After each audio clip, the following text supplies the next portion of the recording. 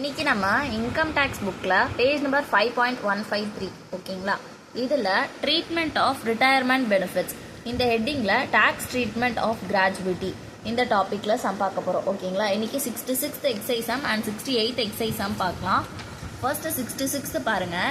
B and employee of central government service ₹78,600 ஓகேங்களா. B வந்து ஒரு எம்ப்ளாயி ஓகேங்களா. எம்ப்ளாயி சென்ட்ரல் கவர்மெண்ட்டோட எம்ப்ளாயி ஓகேங்களா. அவங்க ரிசீவ் பண்ணுறாங்க எவ்வளோ 70,600 ரிசீவ் பண்ணுறாங்க ஆஸ் கிராஜுவிட்டி ஓகேங்களா. நான் கிராஜுவிட்டினா என்ன இதுக்கு முன்னாடி உள்ள இன்ட்ரடக்ஷன்ஸ் எல்லாமே நான் போஸ்ட் பண்ணுறேன் ஓகேங்களா. At the time of retirement ஓகேங்களா.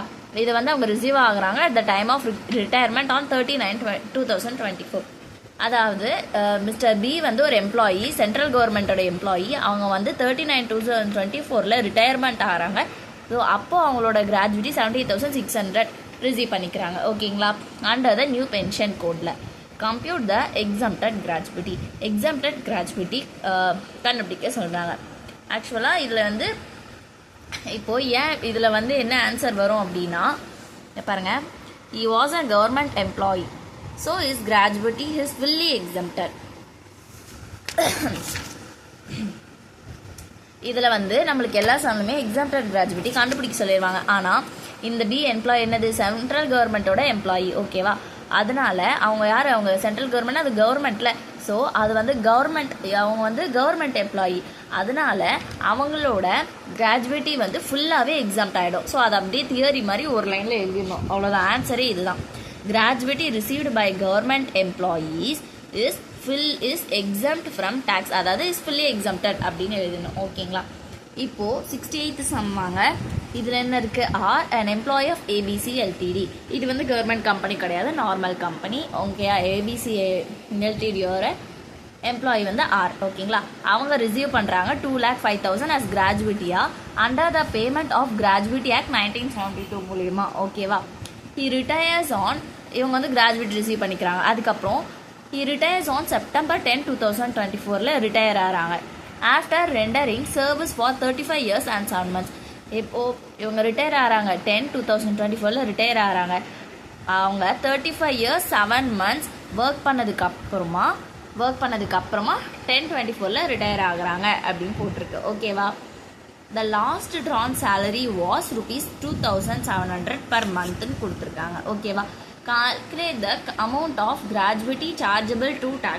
அவங்களோட amount of gratuity taxable to tax வந்து கண்டுபிடிக்கணும் ஓகேவா.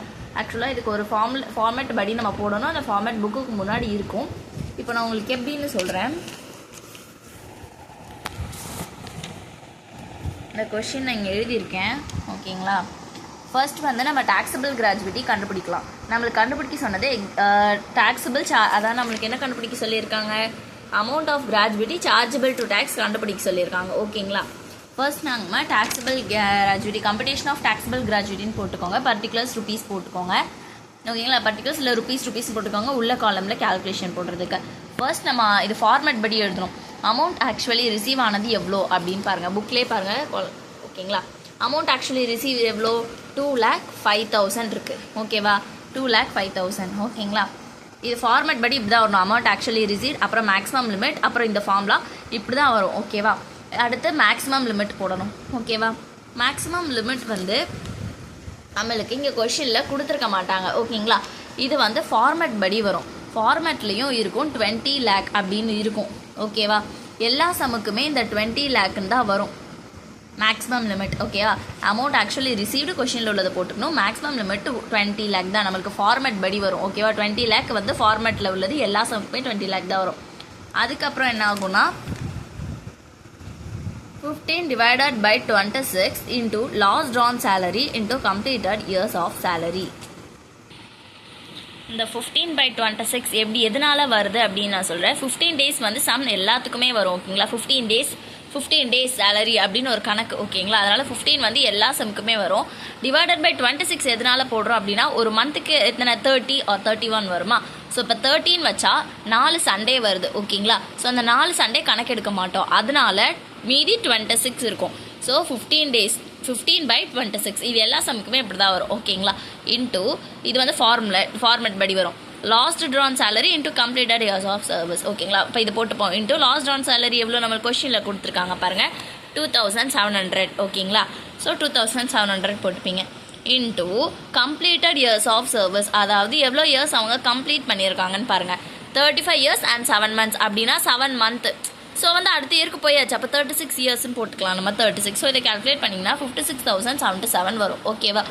இப்போது இதுலேருந்து எக்ஸாம்டட் கிராஜுவேட்டி கண்டுபிடிக்கணும். எக்ஸாம்டட் கிராஜுவேட்டி எப்படி கண்டுபிடிப்பீங்க? இதுலேருந்து சின்ன அமௌண்ட் பாருங்கள், இதுதான் 56,077.